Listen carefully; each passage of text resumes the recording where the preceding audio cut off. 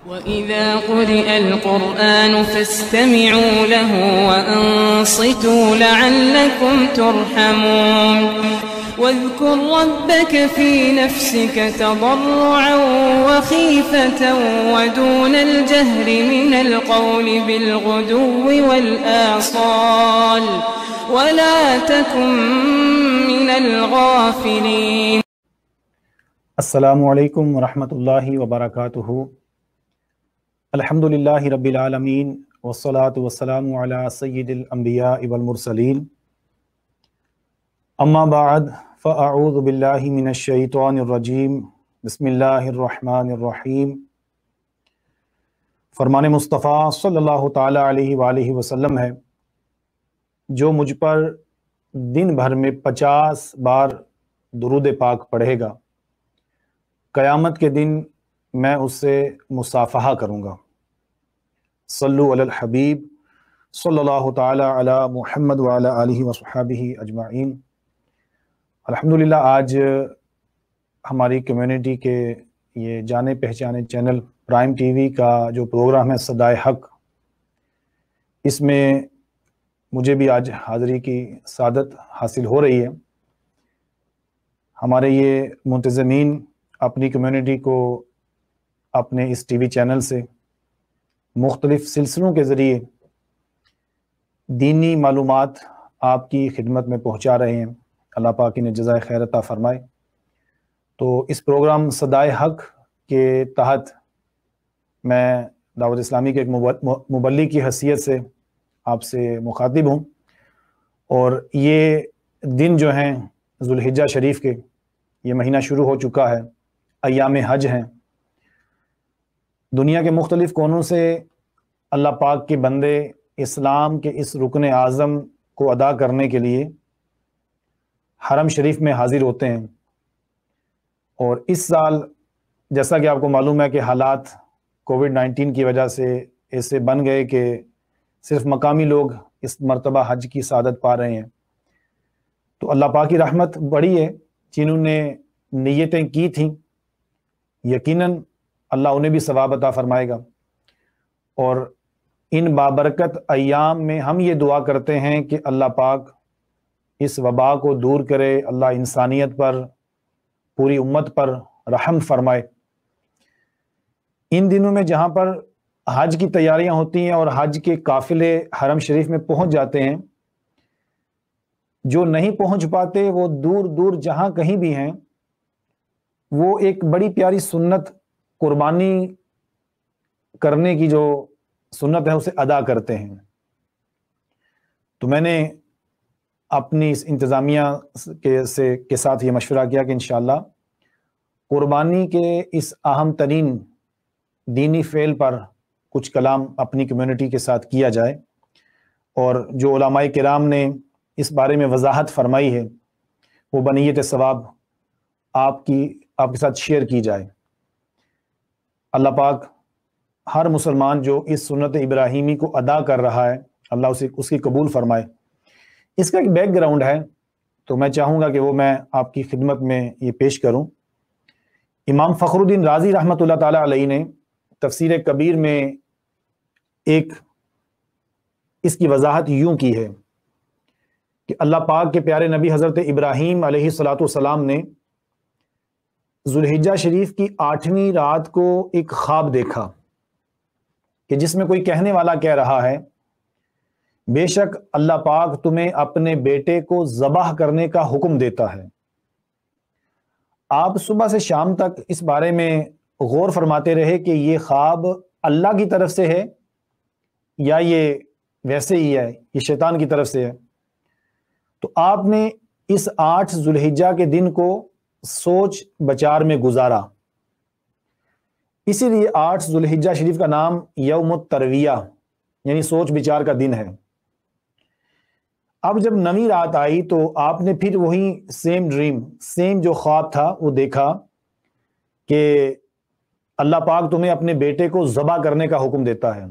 تو آپ نے یقین کر لیا کہ یہ حکم اللہ ہی کا ہے۔ اسی لیے ذوالحجہ کی جو 9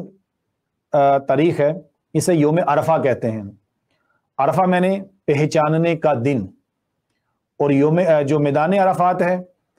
اس کو بھی عرفات کہنے کی ایک وجہ یہ ہے کہ جب میدان حشر قائم ہوگا تو وہ عرفات کے میدان میں قائم ہوگا، پھیلے گا، تو قیامت کا دن ہوگا، تو عرفات کا میدان، جمع ہونے کا دن، پہچاننے کا دن۔ بہرحال 9 ذو الحجہ شریف کو یوم عرفہ اس لیے کہ پہچان لینے کا دن۔ اب تیسری مرتبہ حضرت ابراہیم علیہ السلام نے خواب دیکھا، تو آپ نے اس پر عمل کرنے کے لیے پکا ارادہ کر لیا، یعنی بیٹے کی قربانی کا ارادہ کیا، جس کی وجہ سے 10 ذو الحجہ شریف کو یوم النحر کہتے ہیں، قربانی کا دن، ذبح کا دن۔ تو امام فخر الدین رازی رحمۃ اللہ علیہ نے، یہ پرانے بزرگ ہیں، انہوں نے اپنی تفسیر کبیر میں ان 3 دنوں کی جو ڈیفینیشن ہے وہ اس طرح بیان کی ہے کہ یوم الترویہ، یوم عرفہ اور یوم النحر۔ پہلی مرتبہ جب خواب آیا ہے تو سوچ بچار کی ہے، سیکنڈ ڈے کو خواب آیا ہے تو آپ نے پہچان لیا ہے، تھرڈ ٹائم میں آپ کو یقین ہو گیا کہ اللہ کا حکم ہے اور آپ نے پکا ارادہ کر لیا کہ اپنے بیٹے کی قربانی کی جائے۔ اب یہاں پر ایک بات ہے کہ ادھیڑ عمر میں اگر اولاد ملی ہو اور اولاد بھی مانگ کے لی ہو تو پھر اس باپ کی اپنے بیٹے سے محبت کیسی ہوگی؟ یہ آج ہر والدین جو ہیں اس کا ایک خیال کر سکتے ہیں،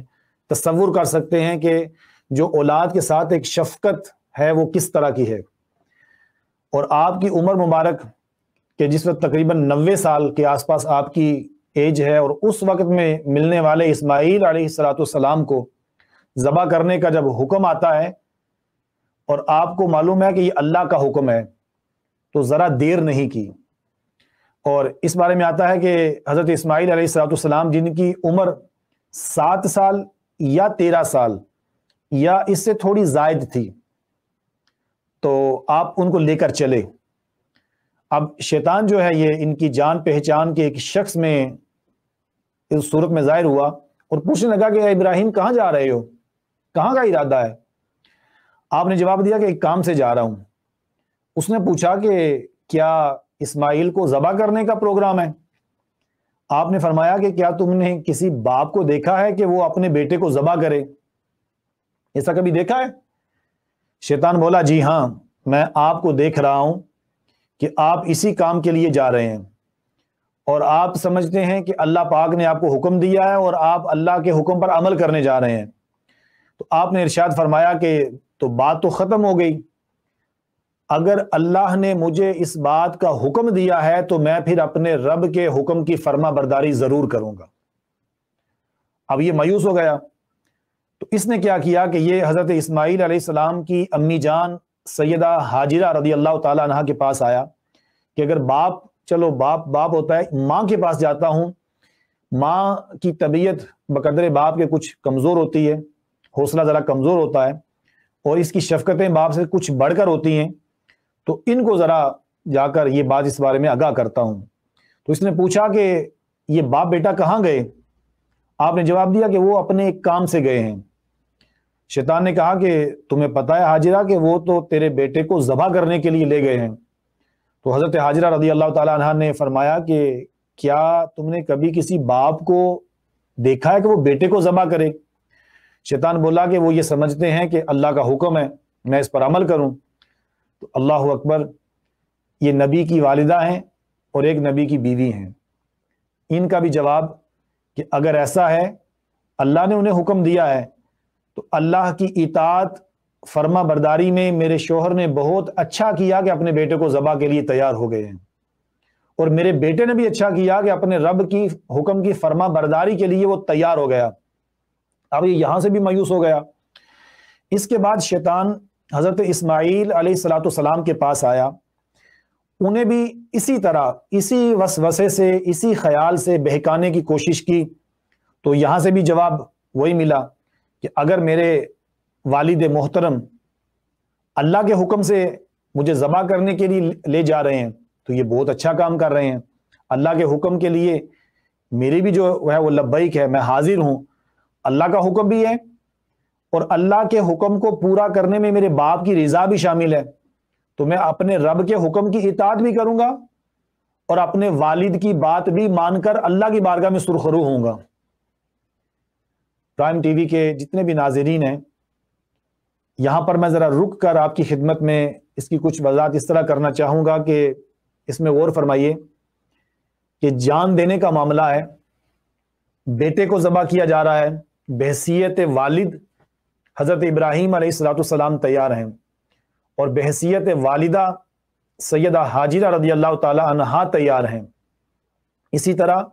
خود اپنی جان، جو کہ جان بچانا فرض ہے، مگر جب حکم آئے رب عز و جل کا، تو حضرت اسماعیل علیہ السلام جن کی عمر اس وقت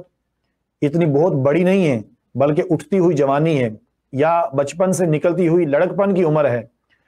اس بارے میں یہ سوچ، یہ مائنڈ سیٹ بلڈ ہونا، یہ بن جانا، یہ مدنی سوچ، یہ اچھی سوچ بننا کہ اللہ کا حکم ہے، میرے والدین اس میں راضی ہیں تو میں بھی فرما برداری کروں گا۔ تو یہاں پر ہم دیکھیں کہ یہ وہ قربانی تھی کہ وہ قربانی ایسی مقبول ہوئی کہ رہتی کائنات تک مسلمانوں پر جو بھی صاحب حیثیت ہے، صاحب نصاب ہے، اس کے اوپر واجب ہے کہ اس سنت ابراہیمی کو ادا کرے، اللہ کے خلیل کی اس ادا کو وہ ادا کرے، اللہ کو وہ کتنی پسند ہوگی۔ اور سیدہ حاجرہ رضی اللہ تعالیٰ عنہ، ان کا بھی واقعہ ہے، وہ میں آگے انشاءاللہ عرض کرتا ہوں۔ تو یہاں پر یہ کہ ہمارے لیے ایک سبق ہے کہ اللہ پاک کا حکم آئے، ہمارے رب کے احکامات ہیں، بحیثیت مسلمان اللہ پاک کی کتنی نعمتیں ہیں ہمارے اوپر، ہم اس کی نعمتوں کو کاؤنٹ نہیں کر سکتے۔ تو نعمتوں کا شکر ادا کیا جائے، جو شریعت نے ہمیں احکامات دیے ہیں، جن اچھے کاموں کا اللہ پاک نے حکم دیا ہے، بحیثیت مسلمان ہم انہیں بجا لائیں، اور جن چیزوں سے رک جانے کا حکم دیا ہے ہم ان سے رک جائیں، گناہوں سے باز آئیں۔ تو یہ قربانی کا ایک فلسفہ جو ہے، اس کا جو بیک گراؤنڈ ہے، یہ فعلی طور پر، پریکٹیکلی طور پر ہم اسے ادا کرتے ہیں، اپنے نفس کو مار کر، اچھے کاموں کی جو ہے وہ خود کر کے، دوسروں کو ترغیب دلا کے۔ تو اس پروگرام صدائے حق کے توسط سے یہ میں میسیج بھی بنیت ثواب اور ایک نیکی کی دعوت کے طور پر آپ کی خدمت میں عرض کروں گا کہ جو چیزیں ہماری شریعت نے ہمارے اوپر لازم کی ہیں،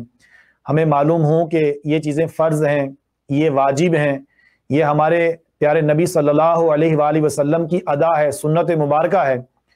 تو خود اس پر عمل کرنے کا فائدہ یہ ہے کہ آپ اپنی اولاد کی ایک خاموش تبلیغ کر رہے ہیں، ایک بالکل خاموش تربیت کر رہے ہیں۔ بچے کو اگر والد کہتے ہیں کہ بیٹا سگریٹ نہیں پیو، مگر خود والد نے لگایا ہو نا، تو یہ چیز بچے کی سمجھ میں، چھوٹا بچہ ہے اس کی سمجھ میں نہیں آتی ہے کہ بابا خود تو وہ پیتے ہیں اور مجھے منع کرتے ہیں، تو یہ چیز اس میں والد کامیاب نہیں ہوتا۔ اس کے برعکس آپ نے دیکھا ہوگا کہ جس گھر میں مائیں جو ہیں وہ نماز کے لیے کھڑی ہوتی ہیں، یا والد اپنے گھر میں نماز پڑھتا ہے، تو بچہ چھوٹا سا ہوتا ہے تو وہ ساتھ کھڑا ہوتا ہے، والد یا والدہ سجدے میں جاتے تو وہ ویسے ہی سجدے میں گرتا ہے، کبھی ان کے آگے آتا ہے، کبھی سجدے میں سر کے اوپر چڑھتا ہے، تو وہ دیکھتا ہے کہ یہ نماز پڑھ رہے ہیں، تو اس کی یہ جو ننھی ادائیں ہوتی ہیں، یہ اصل میں بچپن سے ہی ایک تربیت ہو رہی ہوتی ہے۔ اور سبحان اللہ، اسی قربانی کی اگر بات کریں، یعنی اولاد کی تربیت کیسی تھی، تو اللہ اکبر، میرے آقا کریم صلی اللہ تعالی علیہ وآلہ وسلم کی پیاری نسل پاک چلی، اور یہ قربانی کے جو حضرت اسماعیل علیہ السلام کے حلق پر چھری رکھ کر جسے اس کا ایک مظاہرہ کیا گیا،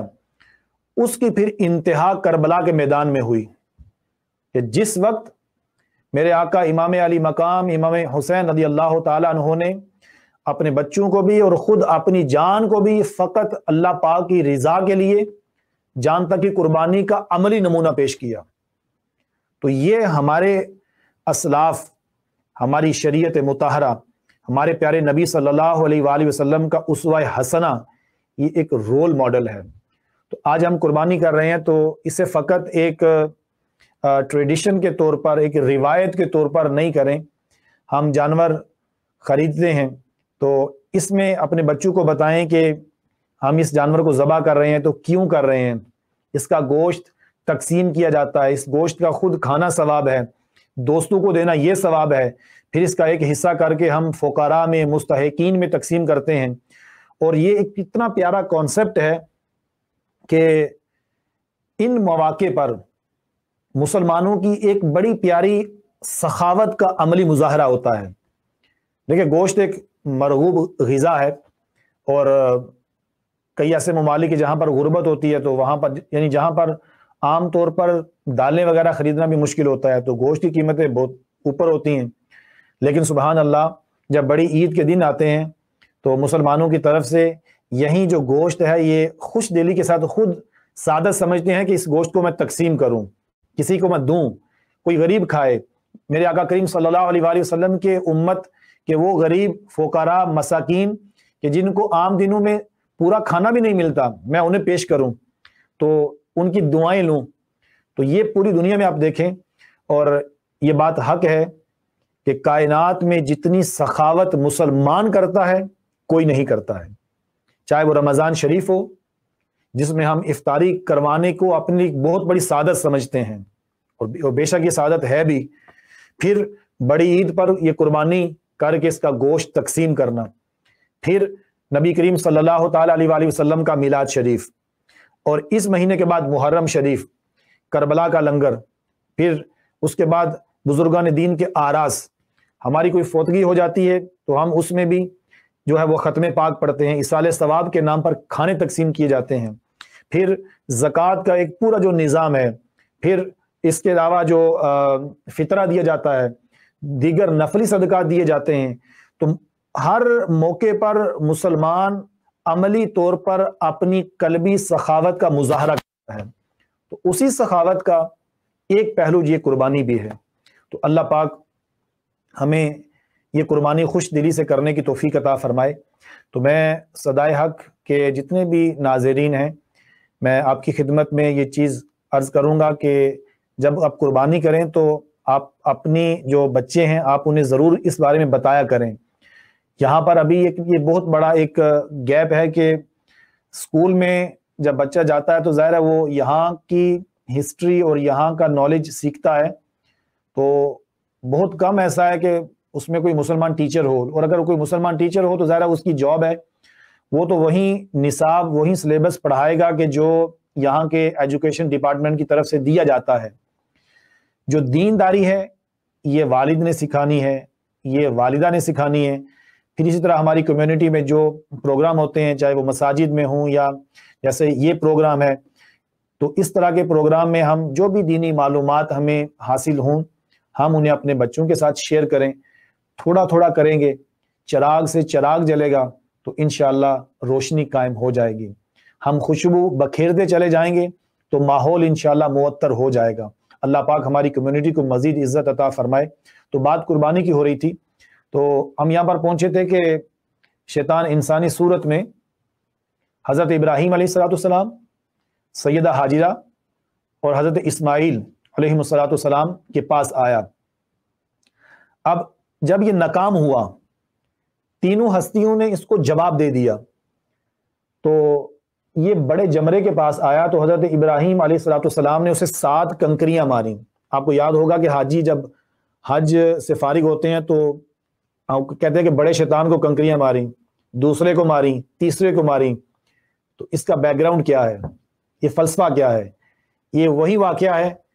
کہ جو ان تینوں ہستیوں کے پاس شیطان انسانی صورت میں آیا تو انہوں نے یہ 7 کنکریاں ماری تھیں۔ تو جو پہلا جمرہ تھا وہاں پر یہ آیا تو حضرت ابراہیم علیہ السلام نے اس کو 7 جو ہیں وہ جو کنکریاں، جو چھوٹے پتھر تھے، اسمال سٹونز، یہ مارے۔ یہاں سے یہ ناکام ہوا تو دوسرے جمرے پر گیا تو فرشتے نے دوبارہ ابراہیم علیہ السلام سے کہا کہ اسے ماریے۔ آپ نے 7 کنکریاں ماری، اس نے راستہ چھوڑ دیا۔ اب تیسرے جمرے کے پاس آیا تو ابراہیم علیہ السلام نے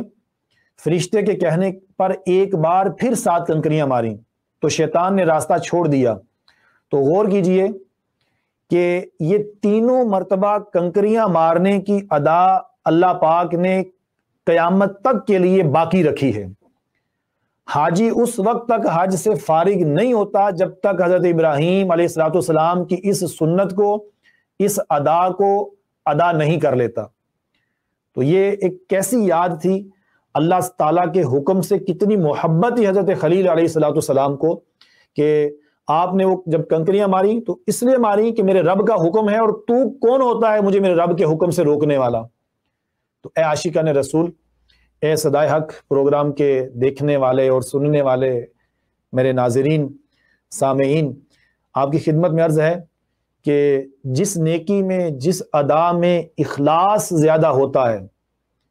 وہ اللہ کی بارگاہ میں مقبول ہوتی ہے، اور اللہ کی بارگاہ میں کوئی بھی ادا مقبول ہو جائے نا تو اللہ پاک اپنے بندوں کی ان اداؤں کو باقی رکھتا ہے، یاد رکھتا ہے۔ اللہ تعالیٰ خلق کے قلوب میں، دلوں میں یہ بات ڈال دیتا ہے کہ یہ بندہ میرا پیارا بندہ ہے۔ اللہ تعالیٰ اپنے صالحین کا صدقہ ہمیں عطا فرمائے۔ اب ایک اور بات کہ جب حضرت ابراہیم علیہ السلام فارغ ہوتے ہیں تو آپ اپنے بیٹے حضرت اسماعیل علیہ السلام کو لے کر کوہ صبیر پر، پہاڑ ہے یہ جب ہم مینا سے واپس حرم شریف آتے ہیں، آپ جب عمرہ کرنے جائیں اور حج پر جب واپس حرم شریف آتے ہوئے لیفٹ سائڈ پر ایک پہاڑی ہے، تو وہاں پر بھی ایک چھوٹا پتھر رکھا ہوا ہے جہاں پر یہ مقام ہے کہ آپ کو ذبح کیا گیا۔ تو وہاں پر پہنچے تو انہوں نے اللہ پاک کے حکم کی خبر دی اپنے بیٹے حضرت اسماعیل علیہ السلام کو، جس کو قرآن پاک نے بیان کیا۔ کیسے؟ یا بنی انی ارا فی المنام انی اذبحک فانظر ماذا تری، اے میرے بیٹے میں نے خواب دیکھا، میں تجھے ذبح کرتا ہوں، اب تو دیکھ تیری کیا رائے ہے۔ آپ نے فقط حکم صادر نہیں کیا بلکہ بچے سے اس کی رائے بھی پوچھی ہے۔ اس کی تشریح آگے علماء کرام نے مزید فرمائی ہے۔ اب فرما بردار بیٹے کا جواب سنیے۔ حضرت اسماعیل علیہ السلام نے جواب دیا، یا ابت افعل ما تؤمر ستجدنی انشاء اللہ من الصابرین، اے میرے باپ کیجئے جس بات کا آپ کو حکم ہوتا ہے، خدا نے چاہا تو قریب ہے کہ آپ مجھے صبر کرنے والا پائیں گے۔ ڈاکٹر اقبال نے کہا یہ فیضان نظر تھا یا کہ مکتب کی کرامت تھی، سکھائے کس نے اسماعیل کو آداب فرزندی۔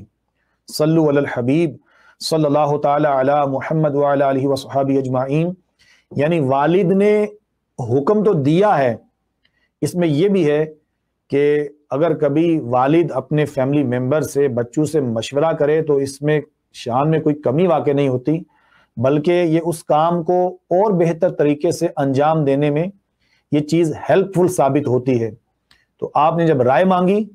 تو اس کا فائدہ کیا ہوا؟ آپ کے بیٹے نے بھی اس حکم پر عمل کرنے کے لیے خوش دلی سے آپ کا ساتھ دیا، وہ آمادہ ہو گئے کہ آپ کیجئے جو اللہ نے آپ کو حکم دیا ہے، آپ دیکھیں گے میرے رب نے چاہا تو آپ مجھے صبر کرنے والا پائیں گے۔ اب اس کا پریکٹیکل نمونہ کیسے ہوا؟ جب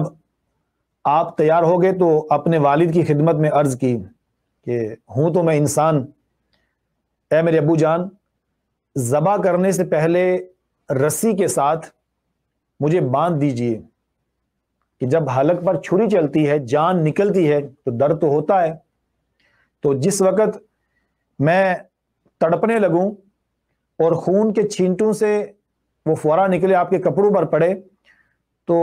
ایک والد کی حیثیت سے آپ کی شفقت غالب نہ آ جائے، اللہ کے حکم کو پورا کرنے میں اس میں یہ چیز رکاوٹ کا باعث نہ بنے، تو رسی سے مجھے باندھ دیجئے تاکہ نہ میرے ثواب میں کمی ہو نہ آپ کے ثواب میں کمی ہو، اور جو میرے کپڑے ہوں گے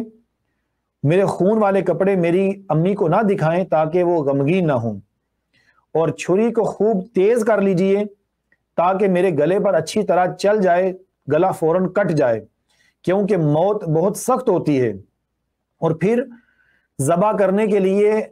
پیشانی کے بل، یعنی جو ماتھا ہے اس کے بل مجھے لٹا دیجئے، چہرہ زمین کی طرف ہو تاکہ آپ کی نظر میرے چہرے پر نہ پڑے۔ آپ والد ہیں، میں آپ کا بیٹا ہوں، تو کہیں والد کی شفقت غالب نہ آئے، اور جب میری ماں کے پاس جائیں تو انہیں میرا سلام پہنچا دیجئے، اگر مناسب سمجھیں تو میری قمیص انہیں دے دیں، اس سے ان کو حوصلہ ہو جائے گا اور صبر آ جائے گا۔ یہ تمام باتیں 7 سال یا 13 سال یا اس سے کچھ زائد کے بیٹے نے، یعنی حضرت اسماعیل علیہ السلام نے اپنے والد کی خدمت میں عرض کی۔ آپ نے جب اپنے بیٹے کا یہ کلام سنا، یہ انداز سنا، آپ نے ارشاد فرمایا اے میرے بیٹے، تم اللہ پاک کے حکم پر عمل کرنے میں میرے کیسے عمدہ مددگار ثابت ہو رہے ہو۔ پھر آپ نے اسماعیل علیہ السلام انہوں نے کہا کہ جیسے انہوں نے کہا ویسے باندھ دیا، چھری تیز کی، پیشانی کے بل لٹا لیا۔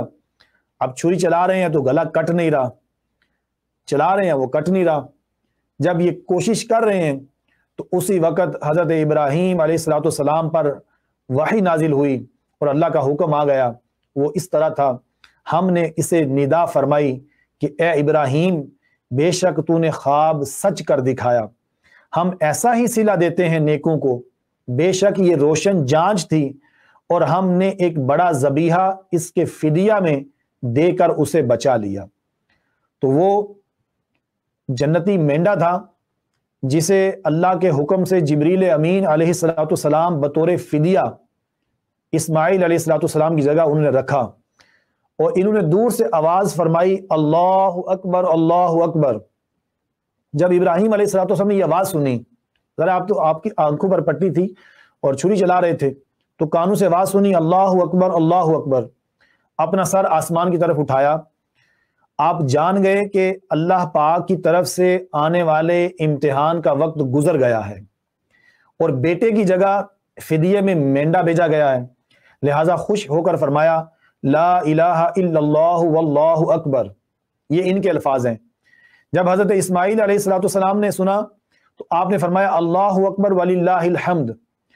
اس کے بعد سے ان تینوں مبارک ہستیوں کے یہ مبارک الفاظ کی ادائیگی، ان کی یہ سنت قیامت تک کے لیے جاری و ساری ہو گئی۔ آج کیا ہوتا ہے، آپ کو امام صاحب یا مبلغین اس بات کی ترغیبات دیتے ہیں، آپ ٹی وی پروگرام میں بھی سنتے ہیں کہ ہم نمازوں کے لیے جاتے ہیں، اور اسی طرح عید کے ایام میں ہر نماز کے بعد ایک بار بآواز بلند پڑھنا واجب، 3 بار سنت، یہ تکبیر پڑھتے ہیں اللہ اکبر لا الہ الا اللہ واللہ اکبر وللہ الحمد۔ تو یہ جو تکبیرات ہیں یہ انہی مبارک ہستیوں کی ادائیں ہیں۔ تو قربانی کے دن میں، حج کے ایام میں ایک ایک کام جو ہے یہ ان پیاروں کی پیاری ادائیں ہیں جنہیں اللہ پاک نے باقی رکھا ہے۔ تو اے ہمارے ناظرین، پرائم ٹی وی کے جتنے بھی ناظرین ہیں، آپ ان سلسلوں کو دیکھا کریں، سنا کریں۔ یہ دینی معلومات ہمارے لیے بہت اہم ہے۔ ہماری تاریخ بڑی شاندار ہے، ہمارا دین سچا ہے، ان الدین عند اللہ الاسلام، بے شک اللہ کے نزدیک اسلام ہی دین ہے، ہم اہل حق ہیں، ہمارے پیارے نبی صلی اللہ علیہ وآلہ وسلم امام الانبیاء ہیں، آپ حبیب خدا ہیں، آپ کی امت تمام امتوں میں سب سے بہتر ہے، اور قیامت کے دن میرے آقا کریم صلی اللہ تعالیٰ علیہ وآلہ وسلم کی امت تمام امتوں پر گواہ ہے، جنت میں نبی کے صدقے داخلہ اس کے لیے ہے۔ تو جب ہمیں اپنے پیارے حبیب علیہ السلام کی کیا امتی ہونے کا شرف حاصل ہے،